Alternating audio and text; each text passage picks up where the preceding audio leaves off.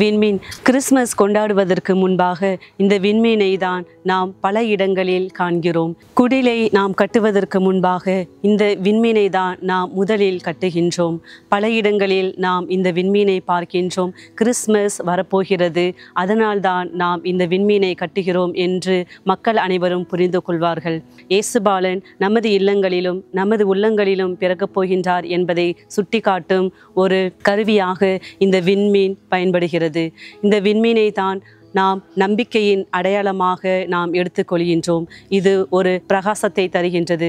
அதே போல இது ஒரு வெளிச்சத்தின் அடையாளமாக திகழ்கின்றது.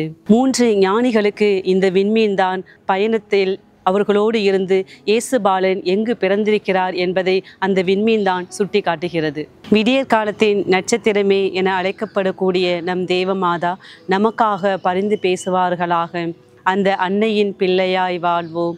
கிறிஸ்துவை அறிவிக்கும் விண்மீனாய் வாழ்வோம்.